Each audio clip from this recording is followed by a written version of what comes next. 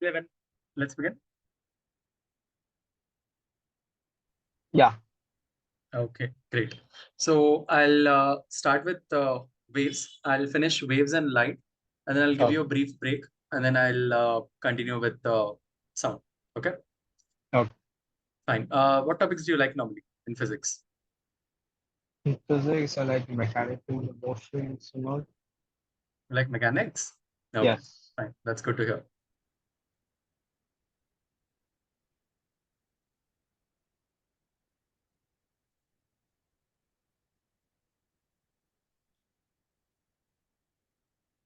So I'll go through revising everything in a given topic. Okay. You can let me know what you find, what you didn't understand, and then I'll be more than happy to revise them once more. Okay? Okay. Give me a minute. I'll just try to close my taskbar.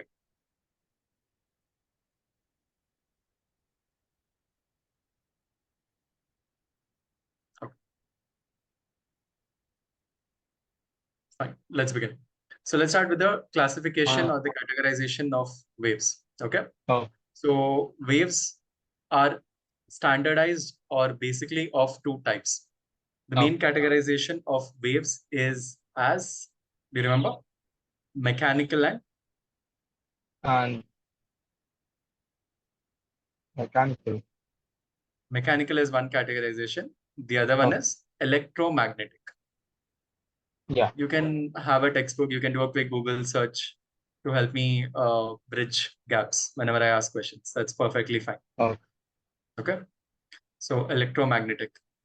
So waves are of two types, mechanical and electromagnetic. Yes. The main difference between a mechanical wave and an electromagnetic wave is simply this. A mechanical wave requires a medium to traverse through, whereas an electromagnetic wave does not require a medium to traverse through. Yes. One simple example of electromagnetic wave is any spectrum of light. When I say any Yeah. spectrum, I mean from highest frequency to lowest. I mean gamma rays, X-rays, ultraviolet, visible light, infrared, and then radio waves. Sorry, Okay. microwaves and then radio waves. All of these are examples of electromagnetic radiation. Okay. Yes. The other type is mechanical waves. I'll give you two Mm. specific examples and I'll tell you why. One Okay. is motion of, let's say, the movement of waves on the surface of water, and the other is sound. The reason I gave you Okay. two examples is because mechanical waves are further classified into transverse. And longitudinal. Exactly. What are transverse? What are longitudinal? You can tell Uh, me whatever you remember about them. Transverse is all the waves except for sound. Or am I telling it off my Correct. head? But can you explain what it is? What type of, I mean, what are the characteristics or what differentiates a transverse from a longitudinal wave? And transverse, the waves go like up and down, and in longitudinal, it's compressions and Rarefactions. Exactly correct. yeah. So I've shown the example of transverse waves right here on board. So Yes. transverse waves are those waves where the vibration of a particle is perpendicular to the direction of propagation of a wave. Got it? Okay. So here the particles vibrate up and down. For example, if the wave is moving to the left or to the right. Mm. But if the vibration of the particle is parallel or anti-parallel to the direction of propagation of the wave, then Yes. it's a longitudinal wave. And as you rightly Yes. said, transverse waves have crests and troughs. So here, this part of a wave, this is called as a crest. Okay. This part of a wave is called as a trough. Correct. It has Okay. alternate crests and troughs. Whereas longitudinal waves don't have crests and troughs. They have regions of compression And where the density of particles is very high and regions of rarefaction, followed yes. by again compression, And then followed by rarefaction. Yes, exactly. yes. So it's alternate regions of compressions where the layers of molecules or the molecules come closer to each other to exchange energy and then Yes. move farther away, called rarefaction. Okay. Here, sound is an example of a longitudinal wave. Mm. And let's say the motion of the surface waves on water is a transverse wave whenever a disturbance is caused. That's a No. transverse wave, for example. Got it? Yes. Any doubt in this? No. No. So the broadest classification, mechanical, electromagnetic. Under mechanical, transverse, longitudinal. Electromagnetic has no further categorizations for your grade. It's No. just light as an example. In electromagnetic as well, the properties are very similar to that of a transverse, where the particles do vibrate perpendicular to the direction of propagation of the wave, and the wave does travel through alternate crests and troughs. The only difference is electromagnetic waves don't require a medium, whereas mechanical waves do require a medium. No. So in a way, you can also say that all electromagnetic waves are also transverse, but no transverse wave is an electromagnetic wave. Yes. Any doubt in this classification? No. No. Okay. Next. So here you go. This is the difference between transverse and a longitudinal wave. No. So the to and fro motion is through crests and troughs for a transverse wave, whereas for a longitudinal wave, you'll understand that it is through compressions and rarefactions. Got it? Yes. Yes. Yeah. Any doubt in this? Anything you want me to explain again? No. No. Okay. Glad. Next. After this, you have different properties of a wave or different characteristics of describing a wave. I'll take one by one. I'll tell you the symbol for the given quantity. I'll No. tell you the unit. I'll tell you its formula also if there is one. Okay. Okay. Let's start with speed. So what is speed of a wave? Speed of a wave is pretty much the same definition as what speed is in general. Speed is Yes. basically how fast something travels. Speed of a wave specifically is how fast a wave travels. Speed Yes. has a standard formula. Speed is denoted by V. Its unit is meter per second. And its formula is velocity V is equal to displacement divided by time. For Yes. waves, there is a different formula. I'll come to that in a moment. Next, Okay. let's define what frequency is. What is frequency according to you? Frequency is number of waves in a second. Number of waves in a second. I agree with that. That's the standard definition. Can you elaborate more? Assuming I don't know what number of waves per second means. Can you break it down? Like the formula. The definition. Definition. Frequency. Instead of, what do you mean when you say number of waves? How do I know? How do I know how to count the number of waves? How do I know one wave has ended? By just Measuring the wavelength. You can say by measuring one wavelength or by noticing the completion of one complete oscillation or one complete vibration or one complete cycle of a wave. Got it? yes. So that Yeah. completes one wave motion. And similarly, the number of wave motions that occur in a given fixed time interval, that is 1 second unit time interval, that is frequency. Correct? Yes. Frequency is denoted by either a capital F or a small f. And frequency is usually measured in hertz as the SI unit. Hertz could also be oscillations per second, vibrations per second, or cycles per second. Hi, Rishika. Rishika, am I audible? Yes. Okay, great. Rishika, I don't think we've had you as a student at Revisor. Are you a grade 10 student?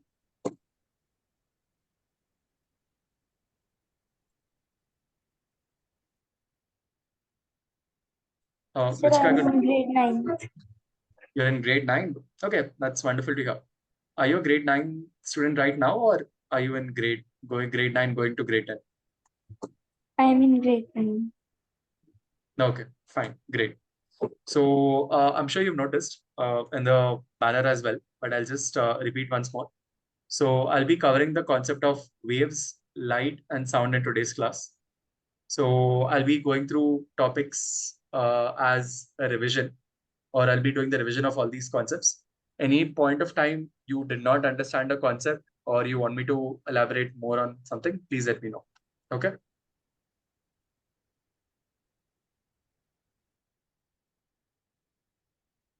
Rishika, could you hear me?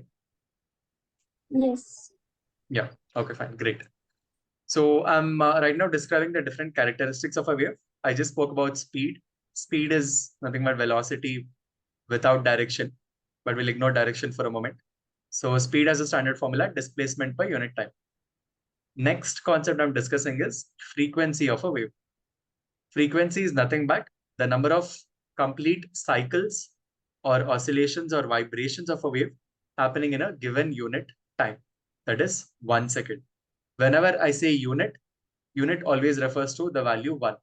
Unit time is 1 second, unit mass is 1 kilogram, unit force is 1 Newton, so on and so forth. Frequency has a relationship with speed. I'll talk about it in a while. I'll go to the next concept, that is wavelength. Levin, can you explain me what wavelength is? Wavelength is the length of the wave. It's the length of a wave. How much from where to where?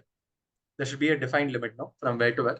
Yes, from the start of one up and the other down. Correct. There. One up and down. What did I just call it? One up and down. I call it a Uh, 3 names for it. You can call it anything. An oscillation an oscillation, or a vibration a or a vibration, cycle. a You can cycle. call it Okay. anything. Correct. So wavelength is denoted by a Greek symbol, Okay. and the unit of wavelength is correct. Meters. Yeah. Yes.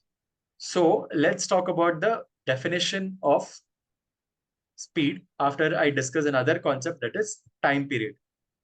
No. Rishika, have you heard of this concept, time period? Capital T? The number of the vibrations made in 1 second. That is frequency, I agree. But what is time period? Rishika, I think you asked a question. the Sorry. time taken to complete one oscillation. Very good. Nice. That's called time period.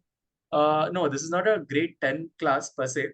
This is just a revision of your IGCSE topics throughout grades 9 and 10. That's it. Okay.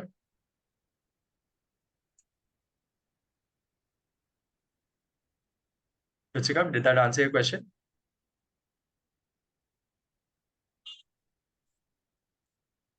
Hello? Yes, sir. Yeah. Okay, fine. Anyway, what you said is perfectly right. Time period is the time taken to complete one oscillation, or you can also say it's the time taken for a wave to cover one wavelength. That's it. Simple. So I've discussed that velocity is displacement by time. Let's say the displacement of a wave is exactly equal to one wavelength. We've discussed that the time taken to cover one wavelength is nothing but its time period. So I can also write velocity b as wavelength divided by the time period. I know time period is related to frequency as 1 by frequency, or frequency is 1 by wavelength. Using this, I can combine and write a formula as v is equal to 1 by time period times the wavelength, or v is equal to f into wavelength. This is the wave equation. V equals f lambda. Okay. How is it derived? Very simple. Velocity is displacement by time. If the Yeah. displacement is equal to one wavelength, then the time taken will be equal to one time period. Because time period is also equal to 1 by frequency, your V is equal to f lambda, or V is equal to lambda by t. Same thing. This is how we get your wave equation. Okay. Okay. Rachika, any doubts on this? I think you've either just learned this or learning about this. We have not learned this. You've not learned this yet? Okay, you will learn this soon, I We're guess. doing motion chapter in school. If you're doing motion, then I think you have quite a way to go. but you will be learning these concepts very soon. Again, any part of it you don't understand, please feel free to ask me. Okay.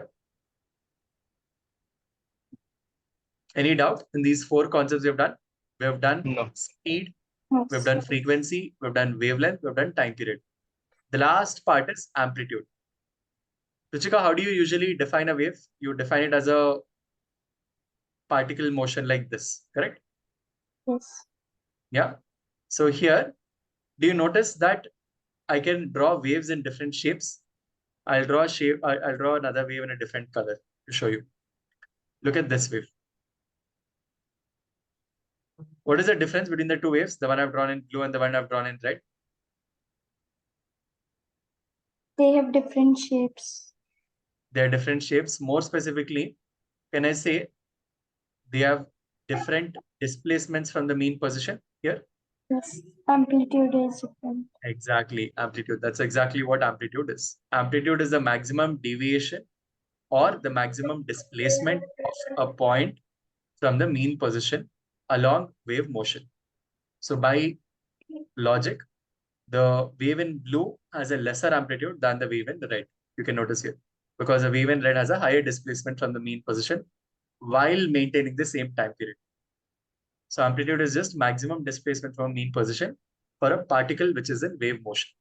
The higher the amplitude, the higher the Pitch. displacement. Frequency. Exactly. If I talk about a sound wave, for example, a louder sound will have a greater amplitude when compared to a fainter sound. It could be of the same frequency. Okay. Any doubt in these concepts? Yes. No. Okay. Fine. Which guy said yes, mean you have a doubt or you don't have doubts? Yes. No doubt. No doubts. Okay, good. Now, there are different behaviors of waves based on which we understand how waves interact. So the first wave behavior that we discuss is the phenomenon of reflection. So Levin, can you just briefly in colloquial language explain me what reflection is? Reflection is when a wave hits in a smooth object and the direction of the wave changes in the same direction as the same angle as it hit the place. The same angle at which it hit the given surface. Okay, fine. Angle I is equal to angle R. Angle I is equal to angle R. That's the law of reflection, correct? Yeah. Okay, fine. That is right. So what is reflection? It's just a bouncing of a wave when it is incident on a reflective surface. Yes. So how do you, there are two phenomena of reflection shown here. Here you can see that the waves of water, when they hit a wall, they get reflected in the exact same direction in which they went. Yes. Here, let's say there is light that is incident on a particular angle, on a given surface, and it is reflected at another, in another direction. But what you are saying is the angle tends to be the same, correct? Yes. Let's discuss what you mean when you say that. Okay. From the normal, the angle must be Exactly, from the normal. So what is a normal? A normal is just a line that I draw. What is it? It's a line that I draw in 90 perpendicular to degrees. given surface. Correct. Yes. Perpendicular to given surface. This is called the normal. No. Normal is always a line that is perpendicular, yes, or 90 degrees to a given surface. Here, if this is the incident light ray here in this direction, and this is the reflected light ray in another direction. So let's say the light ray is incident in this direction. Let's say it got reflected in another direction.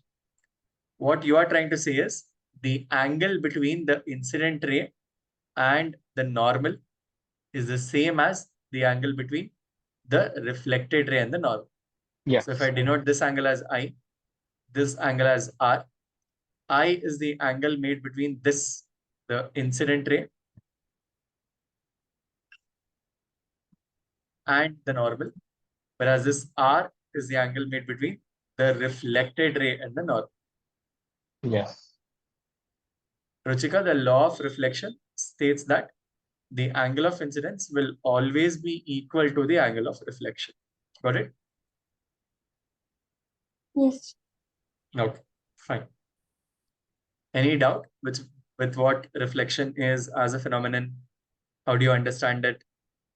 How do you depict a normal? How do you depict an incident ray, the reflected ray? How do you calculate the angle of incidence, angle of reflection, and what is the relationship between them? Any doubts in this? No. No. There is another second rule, that is that the incident ray, the normal, and the reflected ray all lie in the same plane. That means if I divide a three-dimensional plane, X, Y, and Z axis, into different planes, what I'm saying is, if your incident ray is in the XY plane, the reflected ray cannot be in the XZ plane. That means if incident ray is in the XY plane, the reflected ray also has to be in the XY plane. It can't be in the XZ plane. It cannot be here. That is what I mean when I say the incident ray, the reflected ray, and the normal all lie in the same plane. Here's the normal for context. They all should lie in the same plane. Here, all of them lie in the XY plane. None of them get transferred either to the XZ plane or the YZ plane. For reference, this is a three-dimensional plane that I have drawn.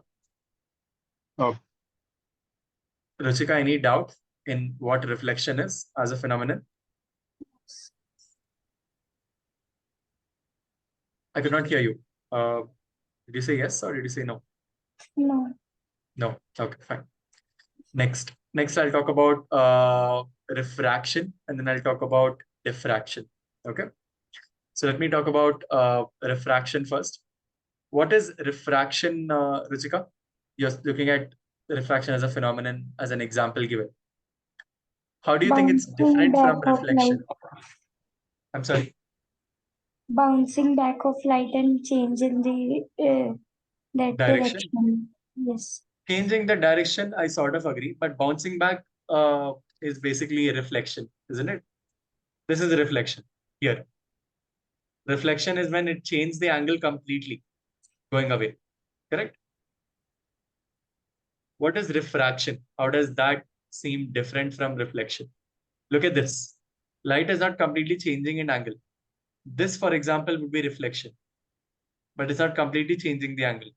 It's just deviating along its path by a small angle. Do you see this?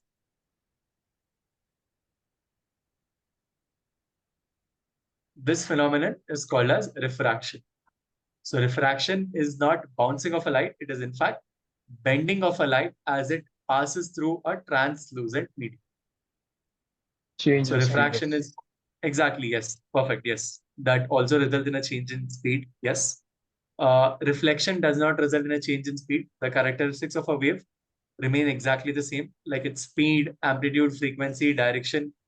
Sorry, speed, amplitude, frequency, wavelength, all of them remain the same. But in refraction, yes, the speed of a wave does change along with a lot other characteristics. When I say lot other, what do I mean? Does frequency of a wave change? Levin, you've learned this. Frequency of wave, yes. Are you sure?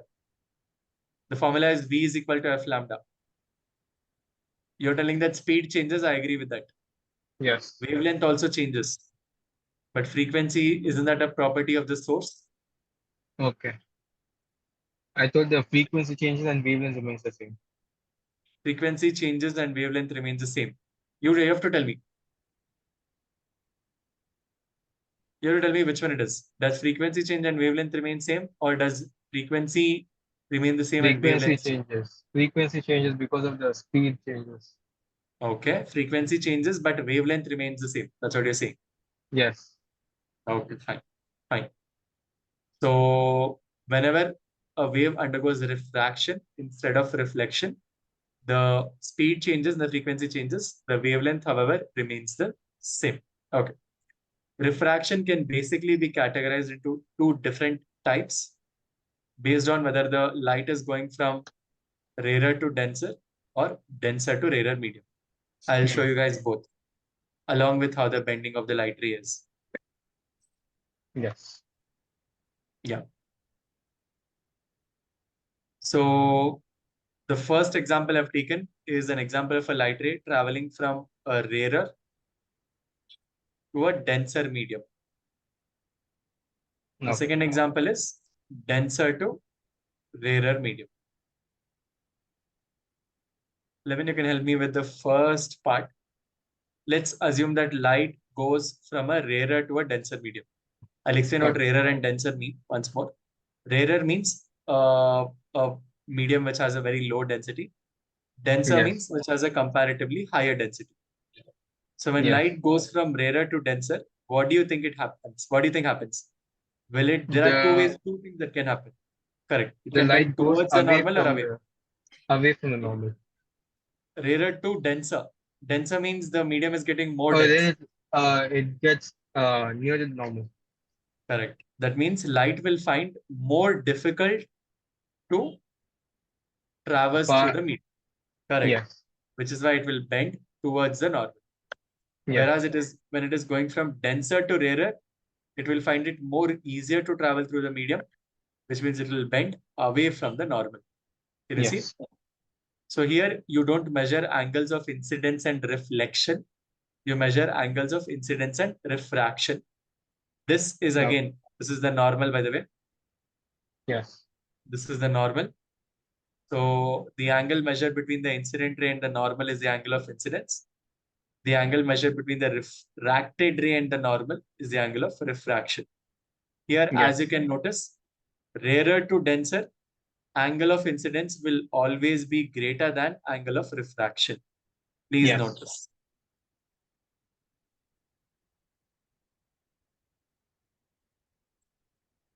And denser to rarer, again, here, this is angle of incidence. This is angle of refraction. You'll notice that here, when it goes from denser to rarer instead, the angle of incidence is always lesser than the angle of refraction. Yes.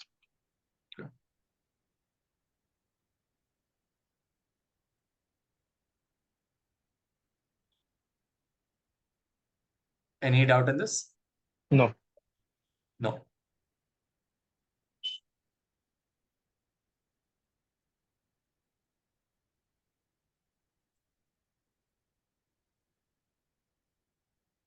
So how do you measure the amount of bending that occurs? You measure through a quantity that you define called as refractive index. I'll explain what refractive index is. I'll explain what relative refractive index is, and then we'll go to the next concept. Okay.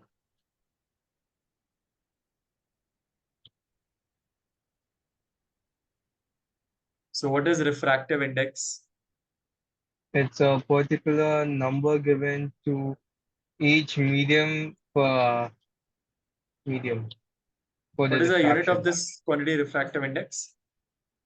It has no unit. It has no unit. Great, correct. Yes, it does have no unit. So refractive Yes. index is denoted, some books mu, some books call it n. I will denote it by n. Okay. Yep. So the refractive index is defined as the ratio of speed of light in vacuum divided by the speed of light in a given medium. Medium. Speed of light in vacuum is a constant. It's 3 into 10 to the power of 8 meter per second. Yes. For example, speed of light, let's say in water, is about 2 into 10 to the power of 8 meter per second. So if you substitute these two values, you get the refractive index of water to be 3 divided by 2 into 10 power 8, giving you the refractive index as 1.5. What is the unit of refractive index? 1.5. No Unit, not Nothing. value. Nothing, correct, because it's speed by speed. Yes. So this is the refractive index of water. So what this value means is the light travels almost exactly 1.5 times slower in water than it does in vacuum. That's what refractive index means. What is relative refractive index? Relative refractive index, I don't know. Relative refractive index is the refractive index measured between two different media. That's it. Okay. Okay. For example, let me take the example given on board. Let's say this medium is water and this medium is glass. Okay. So let's say light is entering from water to glass. You have the refractive index of water. You have the refractive index of glass as well. Yes. So relative refractive index N from water to glass is nothing but the ratio of refractive index of glass, that is the medium to which light is going, divided by refractive index of water, the medium from which light is coming. Or it is nothing but speed of light in water divided by speed of light in glass. It is also equal to sine of angle of incidence divided by sine of angle of refraction, which is basically what Snell's law is about. If you draw normal here, the angle of incidence measured is I here. The angle of refraction measured here is R, let's say. The ratio of angle of sine of angle of incidence to sine of angle of refraction is equal to the relative refractive index. This is Snell's law. Yes.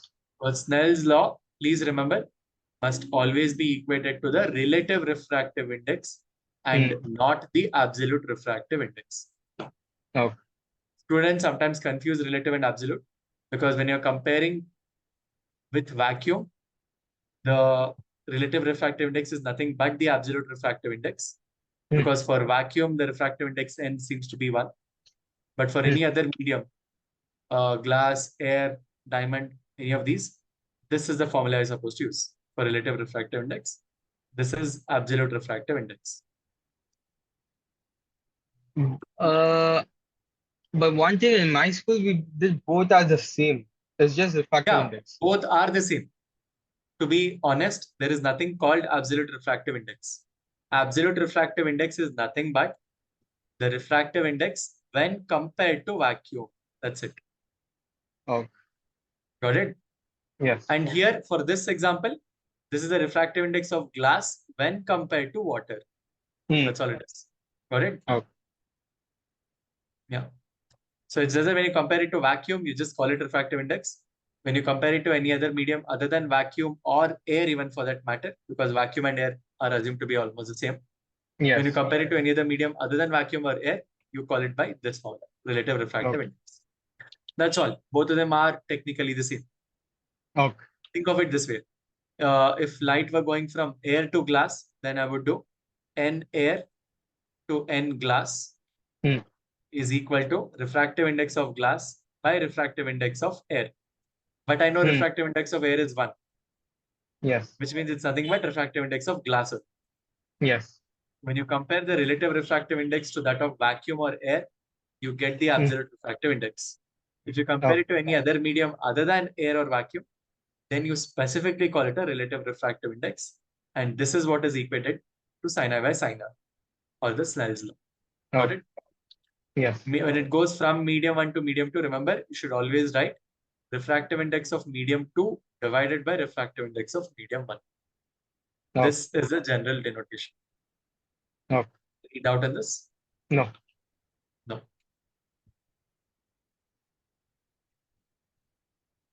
You, if you want to note down anything, you can. If you are happy, then I can move on to the last concept, which is diffraction. Yeah, you can. You can move on. Okay. Okay, fine. I'll move on. Yes. Next, the next concept and the last concept before I give a small break is diffraction. What is diffraction? You've learned this before. Diffraction is the change when the sound you can say any wave. It is not specific to just sound. It's the diffraction is a phenomenon that is encountered by all waves, all type of waves. Okay. It's just like the bending of the wave. Correct. It is a bending of a wave when it passes through a narrow slit such that the width of the slit is in the same order as the wavelength of the wave itself. Yes. So you can notice here, there are two different diagrams. One of them has a high amount of diffraction or a significant amount of diffraction, whereas the other one has a low amount of diffraction. The only difference between the two is that in the first case, gap between the wavelength is almost equal to the width of the slit, D, let's say. And in the other one, wavelength is not equal to the width of the slit. When the wavelength is very close, doesn't matter whether it is greater or lesser. When the wavelength is very close to the width of the slit, the amount of diffraction that you observe, that is the amount of spreading of the wave that you observe, will be very high or very significant. But when the wavelength is not even close to the width of the gap, then the amount of diffraction or the amount of spreading of a wave that you observe is insignificant or very low. That's it. Oh. Got it? Yes. Any doubt on this? No. No. So there are remaining parts of wave motion I will cover. Let's continue with sound waves. So as discussed, sound waves are basically longitudinal waves, which means the particles of sound wave, in fact, there are no particles. It's just particles of the medium. The particles of the medium vibrate parallel or anti-parallel to the direction of propagation of the wave. In other words, if the alternate compressions and rarefactions are taking place towards the right direction, then the particle vibration will be horizontal, which means towards the left and the right. Regardless, sound particles have exactly all the characteristics that we've defined. That is speed, that is frequency, time period, amplitude, and wavelength.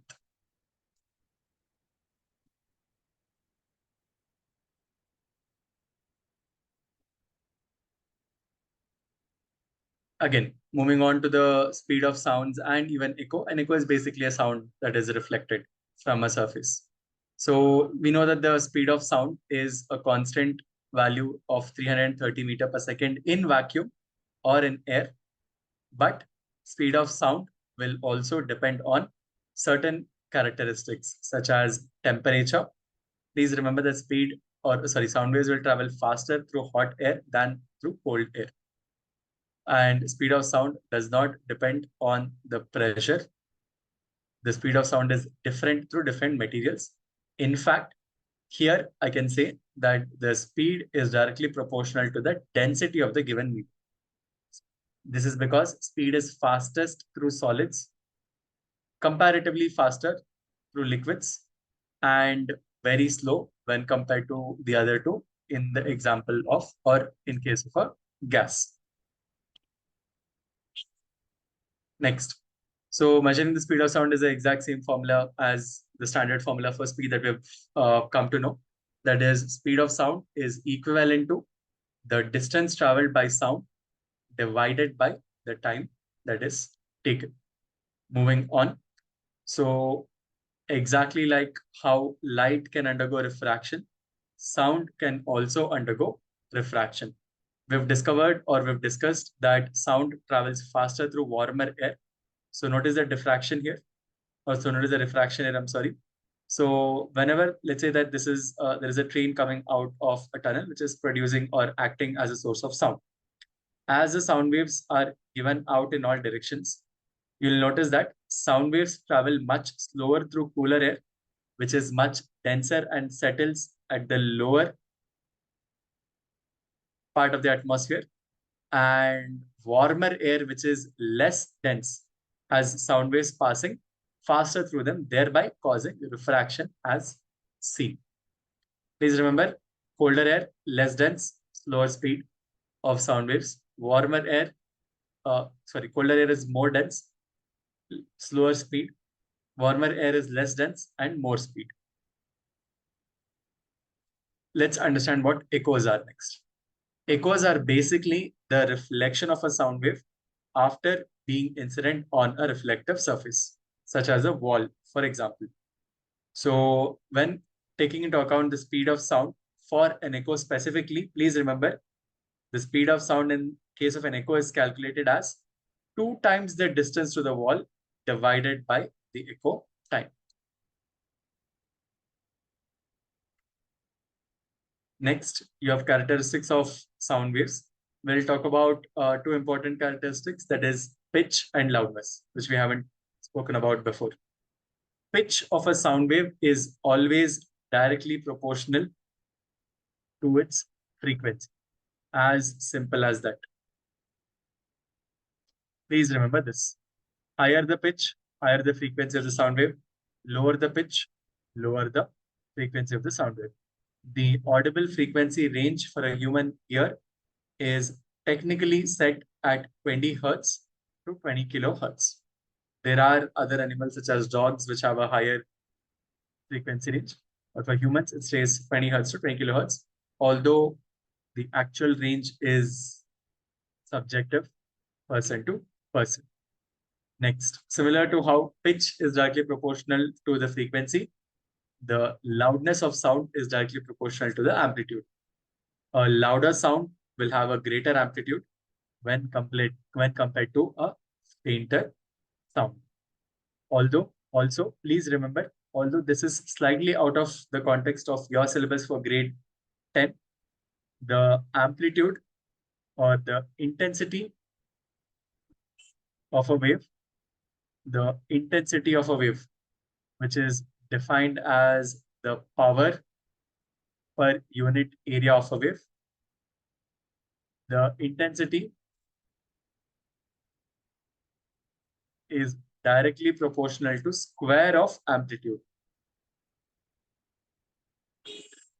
And since intensity is proportional to a power, which is proportional to energy, please remember, doubling the amplitude will be quadrupling the energy. Because in other words, energy, which is proportional to intensity, is also proportional to square of amplitude. So doubling the amplitude will be quadrupling the energy for wave, a sound wave specifically. So the next concept is quality, also known as timbre. Please remember, quality or timbre is, although a subjective concept, the simple definition of what quality and timbre is, it is the ability to differentiate between a fundamental note and an overtone in a sound that is produced. The more qualitative the differentiation, or the more easier the differentiation between a fundamental note and an overtone, specifically the music produced from, or the sound produced from a musical instrument, we associate that with a greater quality or a greater value of timbre. Next, here we understand what ultrasound is.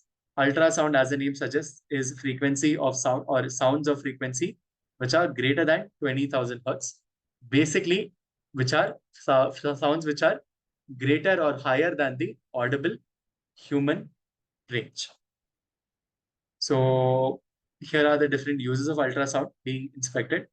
We can use ultrasound to clean out delicate machinery without dismantling it. So what you do is you immerse the machinery in a liquid, and we produce vibrations of high power ultrasound, which are used to dislodge and disassociate the sound, the dirt particles that are present on the surface. The concentrated beams of ultrasound are also used in hospitals to break up kidney stones and gallstones without needing a surgery.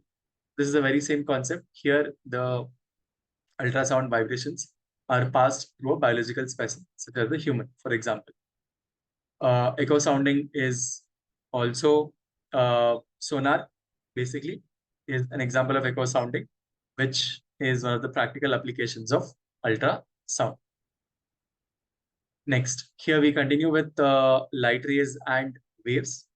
So here, as discussed, we look at diffuse reflection and regular reflection. Diffuse reflection is basically reflection that is occurring on an imperfect surface. Here you can notice that on an imperfect surface, because the surface isn't uniform, the angles of incidence and the angle of reflection can be varied. But for a regular reflection, the surface is uniform, making sure that at every single point, provided the angle of incidence is same, the angle of reflection will also stay the same. Next, here we talk about absorption. Absorption is basically the absorption of energy, specifically by a good absorber such as a black surface. Remember, what is a good absorber is also a good emitter, unit 2. And this what happens here as light travels through a translucent surface is basically refraction, what we've discussed. Please remember all the different characteristics of light. Light is a form of radiation. Light can travel through empty space because it is electromagnetic radiation, which, as we have discussed, electromagnetic wave does not require a medium to traverse through. Light travels in straight lines. Light transfers energy, and light is the fastest thing there is. And light travels as electromagnetic wave to alternate crests and troughs, not compressions and rarefactions. Next, here is a revision of the laws of reflection we've just discussed a while ago. The angle of incidence will be equal to the angle of reflection, and the incident ray, the reflected ray, and the normal will all lie in the same plane. Next, here's a simple image formation on a plane mirror. To focus or to figure out the formation of an image here in this case, which is behind the mirror, all you need to do is this. You need to draw two light rays, one passing from the object and entering the human ear or the human eye, or the naked eye, and one passing straight. The point at which these two extended rays meet is the point where the image is formed. Please notice the characteristics of the image. The image will be the same size as the object,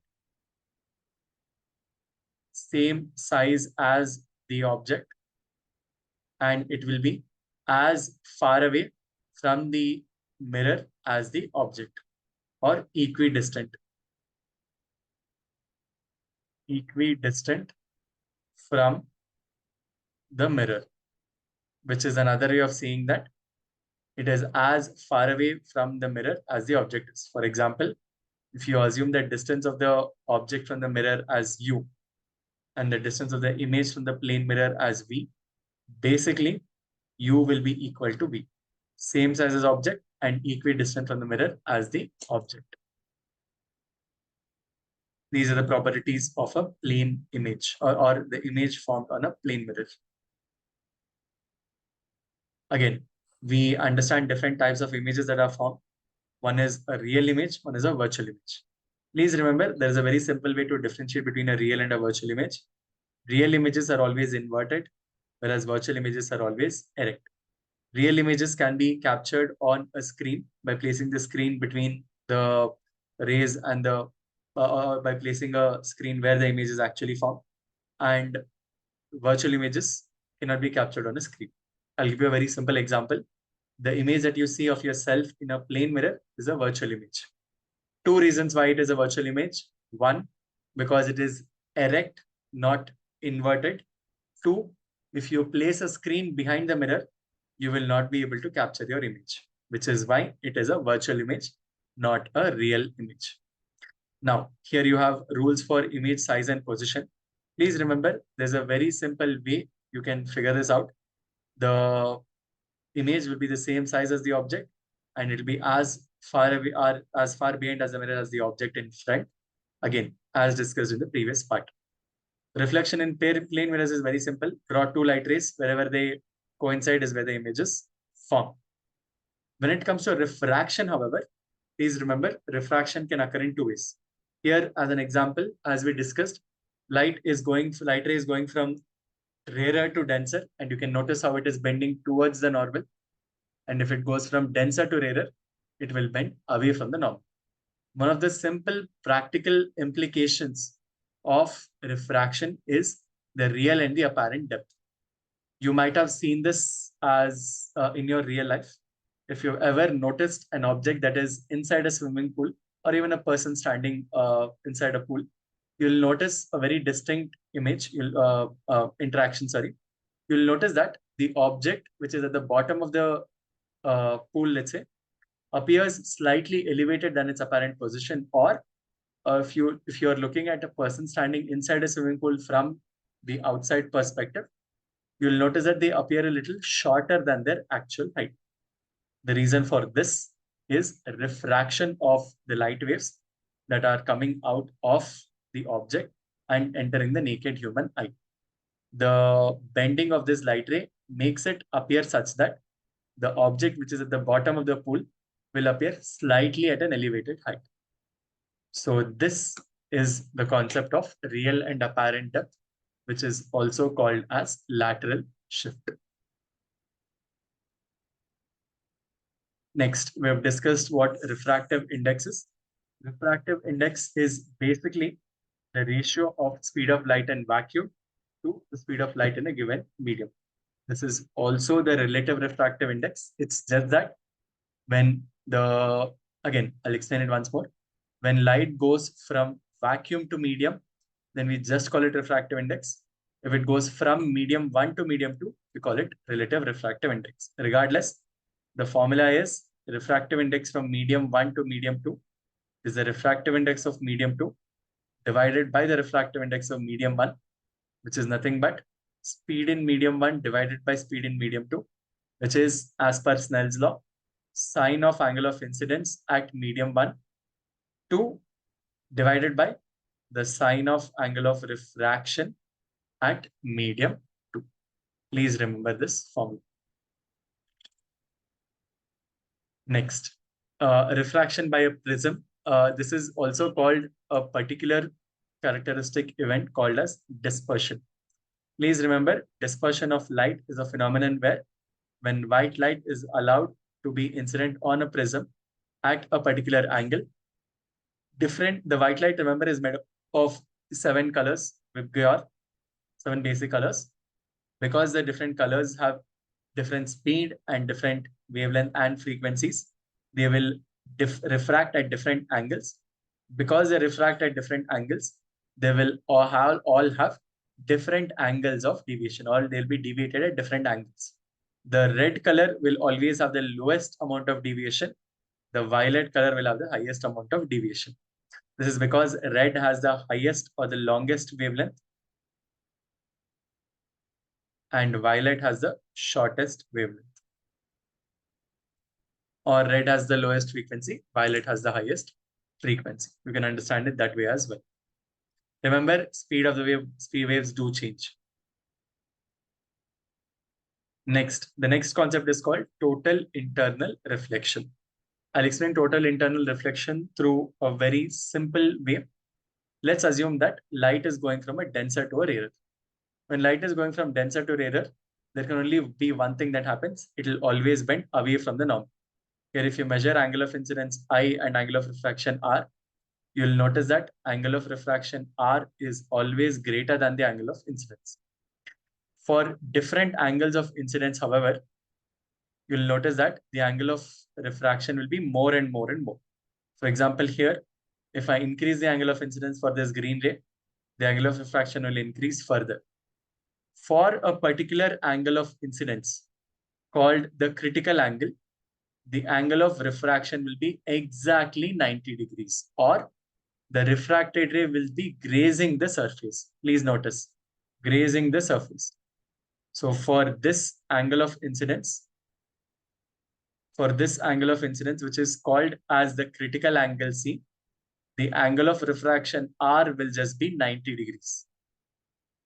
And beyond this angle, or beyond this, if I increase the angle of incidence further, I'll denote this by the purple color. If I increase the angle of incidence further, the ray will no longer get refracted. It will instead get reflected. This phenomenon is known as total internal reflection. So all these three, this and this were, all these three were refracted rays, whereas this is a reflected ray. And the phenomenon where by increasing the angle of incidence beyond the critical angle, you achieve reflection instead of refraction is called total internal reflection. So what are the conditions for total internal reflection? First condition, light should always go from denser to rarer. And second condition, the angle of incidence must always be greater than the critical angle.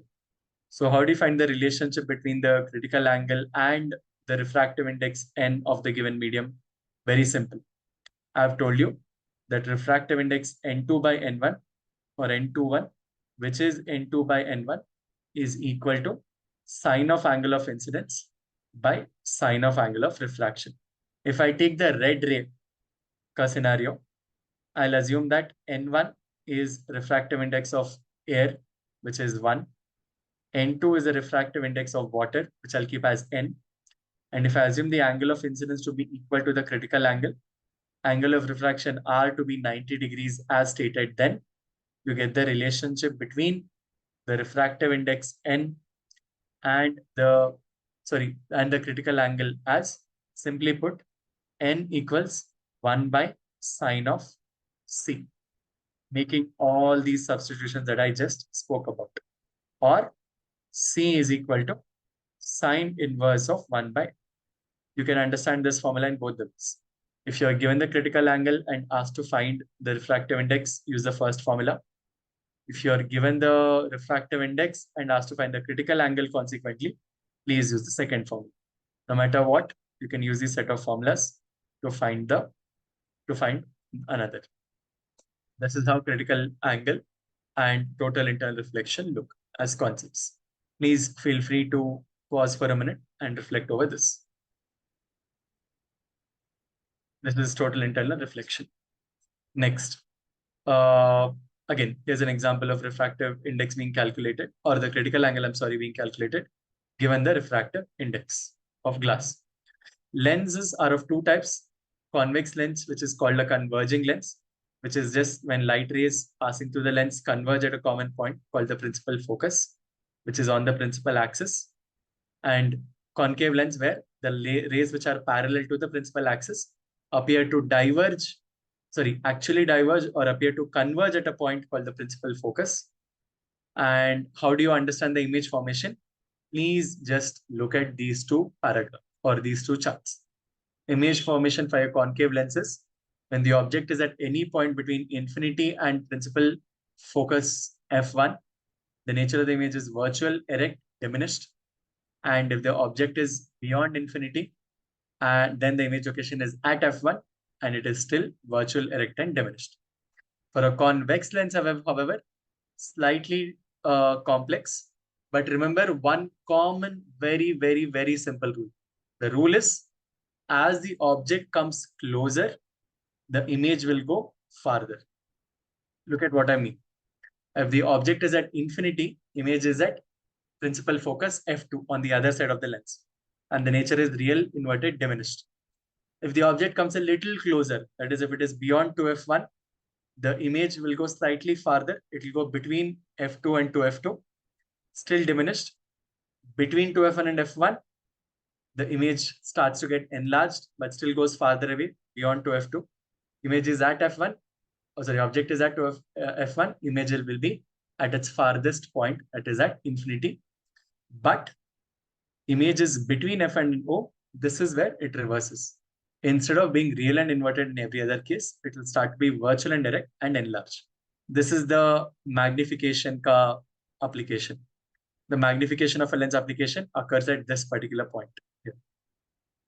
This. Here are a few examples of the drawings you can understand.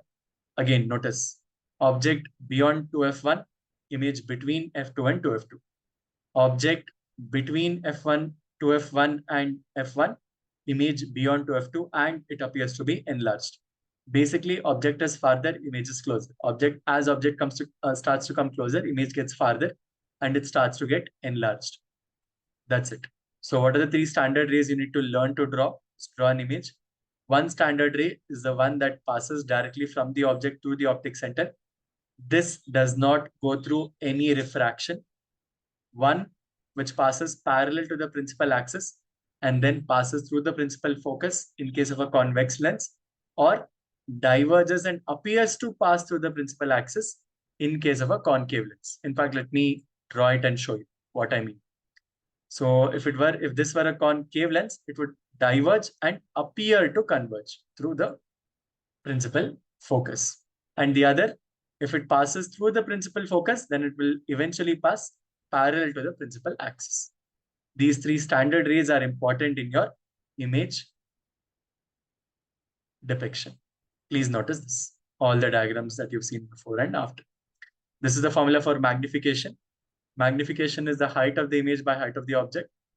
Wherever the height of the image is greater than that of the object, we say magnified. Wherever the height of the image is lesser than that of the object, we say diminished. That's it. The human eye is in fact a convex lens. You'll notice that whenever an image or the rays from an image fall on the lens, the convex lens, I'm sorry, did I say concave? I meant to say convex. The naked human eye is a convex lens. It converges all the rays to form an image on the wall of the retina where the tiny hair-like structures called rods and cones relay the information to the optic nerve to the brain, which processes the image.